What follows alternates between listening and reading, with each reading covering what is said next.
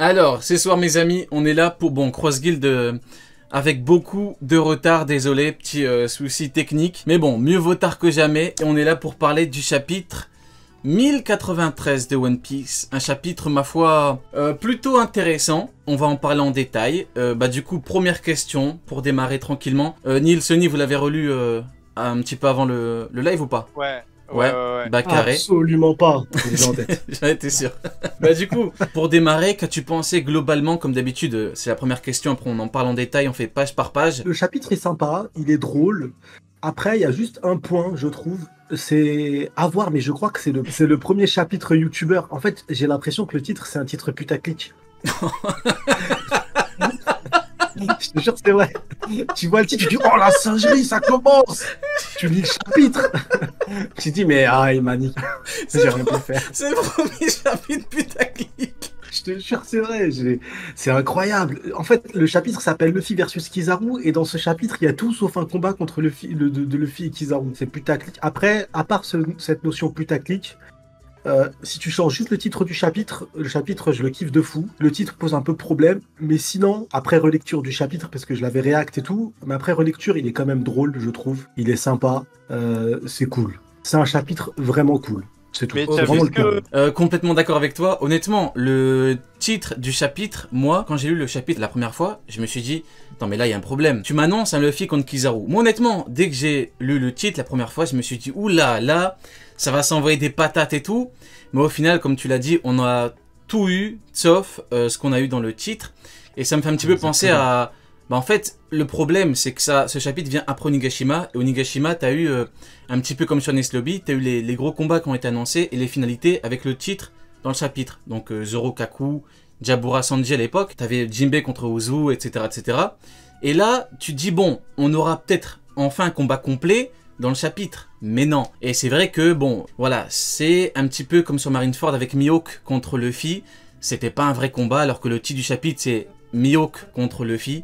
On a tout eu sauf un vrai Mihawk contre Luffy. T'as eu un Mihawk qui tentait de le, comment dirais-je, de l'arrêter, de le stopper, même, enfin, de le tuer de par ses propres mots. Et après, des gens qui sont venus chier sur Mihawk, Vista et Crocodile après. Donc ouais, c'est vrai que maintenant, ça soulève une question. En vrai, le titre, pourquoi un tel choix? Moi, honnêtement, je me dis qu'il y a une problématique au niveau de la puissance de Luffy. Parce que il faut être clair, Luffy est plus fort que Kizaru.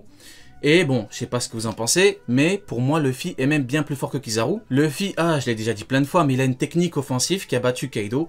C'est clair, net, précis. Oui. Bajron Gun, il l'a battu. Donc il a une technique offensive pour allumer quasiment n'importe qui dans le monde. Kizaru, pour l'instant, il a rien montré de fou au niveau offensif. Il a changé une technique de zinzin, il a quasiment rien fait à Luffy. Donc pour l'instant, à part venir me parler en théorie, en hypothèse, en fantasme, jamais de la vie tu peux me dire que Kizaru approche le niveau de Luffy. Donc pour moi, il y a une problématique au niveau de la puissance de Luffy, il est bien trop fort. Donc peut-être que le titre annonce que faut pas s'attendre à un vrai combat dans les prochains chapitres, parce que si au prochain chapitre, t'as vraiment un Luffy contre Kizaru, pourquoi c'est celui-là qui s'appelle Luffy contre Kizaru? Donc je suis d'accord avec toi, Sony. On a tout vu sauf ça, en fait. Le titre, j'ai l'impression qu'en fait, c'est parce que ça, là, c'est le max qu'on va avoir entre Luffy et Kizaru, tu vois. Je me dis, le titre s'appelle Luffy versus Kizaru. Si jamais dans les prochains chapitres, avec un chapitre sauver un écureuil ou ce qu'on veut, t'as un vrai combat Luffy versus Kizaru. Oui, bah oui. Ça n'a aucun sens. Donc ça se trouve, là, en fait, c'est le maximum de l'échange qu'on va avoir réel entre Luffy et Kizaru. Après, comme tu le dis, il y a un écart de puissance beaucoup trop grand, et j'ai l'impression que ce Joy Boy là, c'est un tout nouveau Joy Boy pour nous.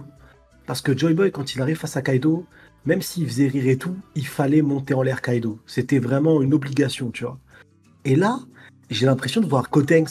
J'ai l'impression de voir Gotenks. Tu vois, genre, il fait des trucs débiles, il sent pas vraiment le danger du coup.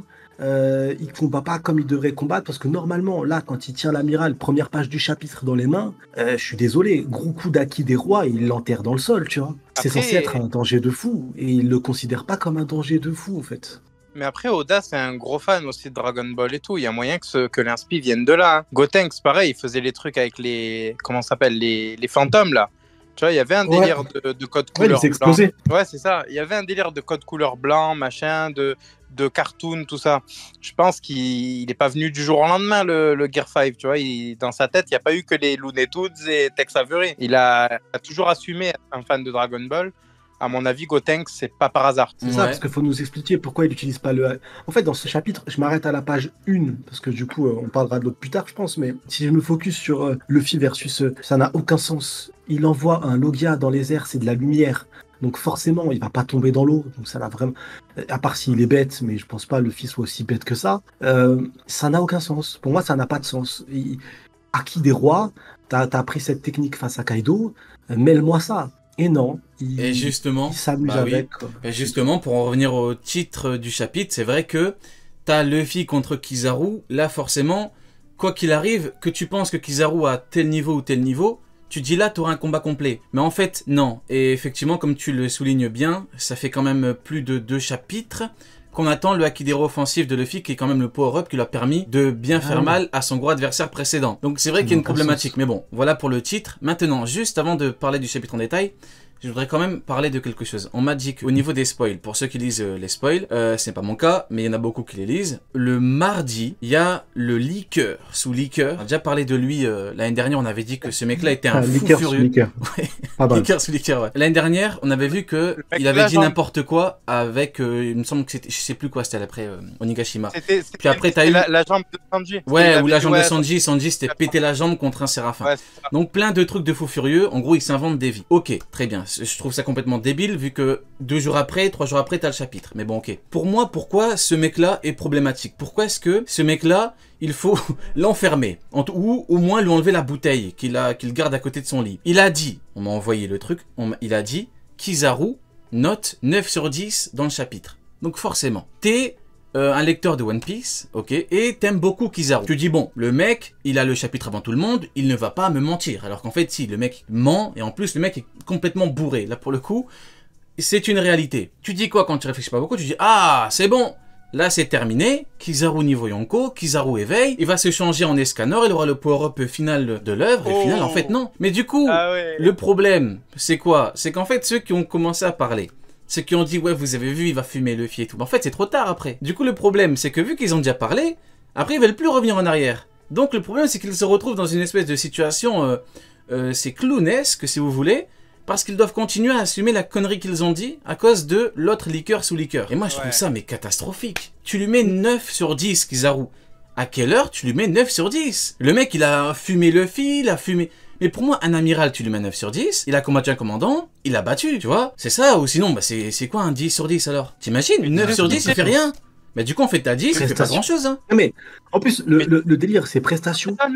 Il dit, en gros, il y a des semaines où il voit les autres leakers et il leur dit, les gars, si vous sortez quoi que ce soit, j'arrête. Genre, il leur fait du chantage. Non, c'est une dinguerie. Il leur dit, moi, j'arrête, je leur plus rien. C'est une dinguerie. Ouais, Sony, tu voulais dire quoi? Ouais, en fait, non, je me tais parce que ça parle d'autres pages de chapitres après. Ah, bon, bah en tout cas, voilà pour ce que j'avais à dire par rapport à Kizaru. Franchement, tu me dis 9 sur 10. Mais c'est une dinguerie. 9 sur 10. 9, mais pas de combat, si ben commandant, il a combien? Si ben commandant, mais il a quoi ce... Ça preste. Bon. Il a, en fait, 9 sur 10 pour avoir échoué. Et s'il avait réussi sa mission, c'était quoi? 15 sur 10, 25 sur 10. D'ailleurs, après on parlera du chapitre en détail, mais juste avant de démarrer, vous voyez Kizaru, beaucoup disent ouais mais en fait c'est sa mission, donc en fait c'est normal qu'il veut pas combattre Luffy. Je pourrais être d'accord, hein. Honnêtement je pourrais être d'accord, il veut pas combattre Luffy, il a pas peur de lui, peut-être même que dans sa tête il est plus fort que lui et tout, mais dans ce cas-là, pourquoi est-ce que tu pars fumer Sentomaru? Luffy il est déterminé à sauver Vegapunk, donc pourquoi tu combats pas Luffy jusqu'au bout comme t'as combattu Sentomaru jusqu'au bout? Ah bah oui, c'est bizarre comme... Non mais je suis désolé, comme d'habitude c'est fort avec les faibles, faible avec les forts. Avec Sentomaru, il fait quoi? Il dit ouais, je vais te combattre jusqu'au bout, c'est mes idéaux. Et quand c'est pour Luffy, il fait quoi? Eh ben il se bat. Il va combattre qui? Usopp. Même il y a une grosse logique aussi qui ne respecte pas, c'est que Vegapunk c'est pas le seul à pouvoir le tuer. Par contre, dans la marine actuellement, qui est sur l'île, c'est le plus haut gradé. Donc c'est censé être le seul à pouvoir s'occuper de Luffy et il fait tout pour l'esquiver.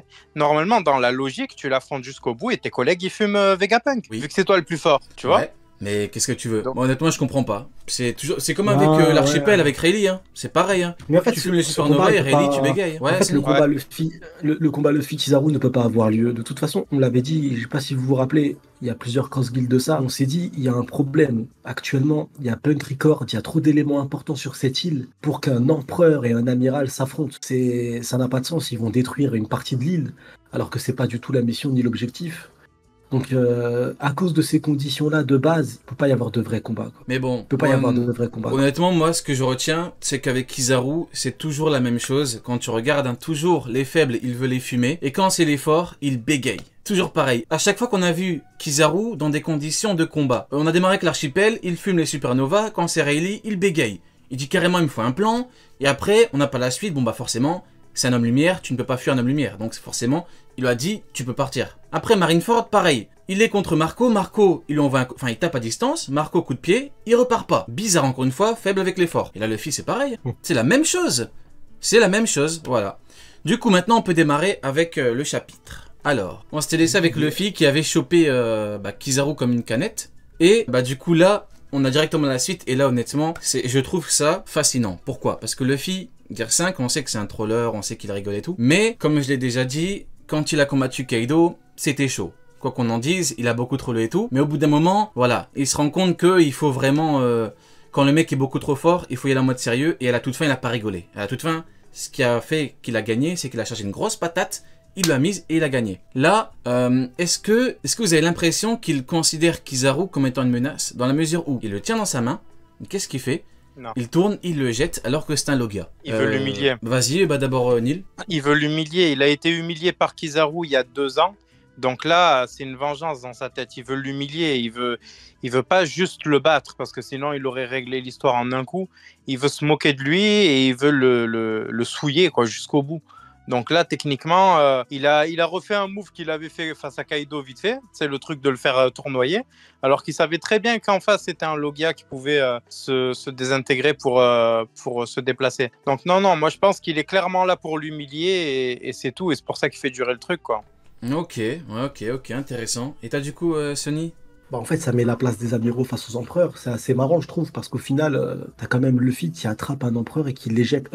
Luffy qui attrape un amiral et qui l'éjecte super loin. Le petit lapsus que je fais chier. C'est ton côté pour amiral, Sonny. J'ai discuté avec Kuken récemment, ça m'a perturbé. Du coup.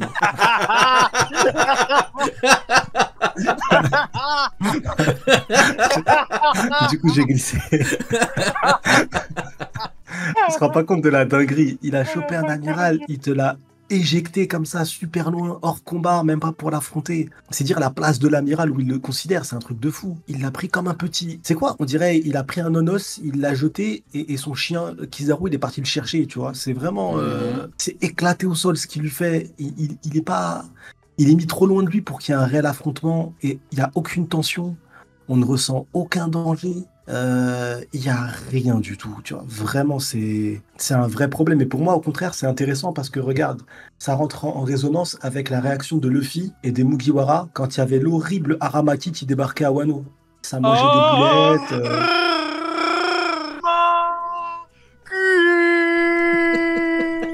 C'est dingue, gros. Du coup, ouais, quand il y avait l'horrible Aramaki. Tu sais, ça mangeait des boulettes, ça... Ils allaient très bien. Et là, Luffy, pareil, il est en mode cool, tranquille. En fait, on ressent plus le danger maintenant qu'il y a un amiral. C'est fou, hein. Mais un amiral pré-ellipse, c'était vraiment danger, panique. Un amiral, maintenant, il y a rien, tu vois. Là, tu changes parce que les gens aiment comparer Kizaru avec Big Mom. Ouais, avec Big Mom, par exemple. Mais du coup, là, tu ramènes Big Mom. C'est pas le même combat, hein. Là, il y a de la panique. Même Luffy, là, il s'amusera pas à l'envoyer et juste rigoler. Là, il va vouloir la gommer vite. Il va essayer, tout du moins. Ouais. C'est pour ça, t'as pas tout le danger a disparu. Les amiraux, il y en a qui disent c'est sacralisé dans One Piece. Bordel, il est beau le sacre. C'est intéressant ce que tu dis. Sacralisé. C'est intéressant. C'est intéressant ce que tu dis. Pourquoi? Parce qu'au niveau des amiraux, ce qui permettait à l'époque qu'une large majorité, considérait les amiraux comme étant des êtres supérieurs, c'est que on les a surtout vus tabasser des gens extrêmement faibles. Donc quand tu vois Kizaru,